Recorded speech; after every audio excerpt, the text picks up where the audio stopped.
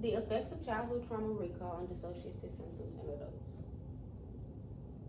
Childhood trauma has been consistently linked to a variety of psychological disorders, including dissociation.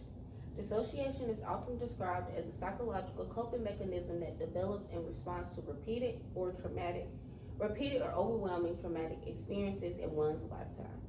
Previous research has consistently found a relationship between childhood trauma and dissociation, and while we know that the variables are related, researchers have done very little experimental work examining if recalling childhood traumatic experiences can temporarily influence dissociative symptoms. Previous research has identified several consistent findings. First, childhood trauma is strongly associated with dissociative symptoms. Researchers have also found that the greater severity and frequency of childhood trauma is linked to a greater severity of dissociation and its symptoms. Many studies also suggest that dissociation develops as a coping response during childhood, and if left untreated, can continue on into adulthood and its symptoms can worsen. Overall, the literature provided strong evidence for a relationship between childhood trauma and dissociation. While previous research has consistently found a relationship between the two, most of these studies were correlational or observational. That means that while they could show that the variables were related, they could not actually determine if recalling childhood trauma influenced dissociative symptoms. That gap in the literature prompted this study. The purpose of this study was to determine if participation in a structured childhood trauma recall activity influences dissociative symptoms in adults. I hypothesized that participants who completed the trauma recall writing activity would show greater increases in dissociative symptoms than participants assigned to the neutral writing condition. This study included 100 adults who all were aged 25 or older. Participants first completed an informed consent and demographic questionnaire, followed by the DSE-2, or the Dissociative Experiences Scale, to measure baseline dissociative symptoms. They then completed the CTQ-SF, which is the Childhood Trauma Questionnaire short form, before being randomly assigned to either the trauma recall writing group or the neutral writing condition. After the writing activity, participants were then instructed to complete the DSE-2 again, and the results were analyzed using an independent samples t-test.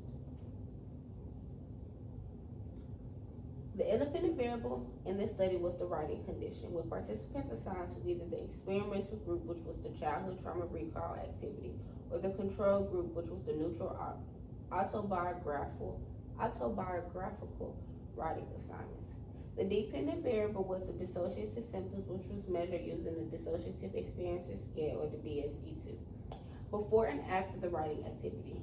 Random assignments, identical procedure, and using the same measure helped control for other potential influences. The results supported my hypothesis. Participants in the trauma recall group showed a significantly greater increase in dissociative symptoms than those in the neutral writing group. Those in the trauma recall writing group had a mean increase of 5.58, while those in the neutral writing group had a mean increase of 1.84. This difference was statistically significant, suggesting that the writing condition influenced dissociative symptoms temporarily. Overall, the findings did support my hypothesis and were consistent with previous research linking childhood trauma and dissociation. Unlike many earlier studies that relied on correlational or observational designs, this study used an experimental design to examine the immediate effects of dissociation when recalling traumatic events. These findings contribute to the growing body of research on trauma and highlight the importance of trauma-informed psychological assessments and treatments. Like any study, this research did have several limitations. It focused only on the immediate effects of trauma recall, relied on self-report measures, and participants may have omitted or altered details during the writing activity. Future research should examine the long-term effects of trauma recall, include a more diverse population, and investigate any additional factors that may influence the relationship between childhood trauma and dissociation. All in all, this study found that recalling childhood trauma was associated with a greater increase in dissociative symptoms.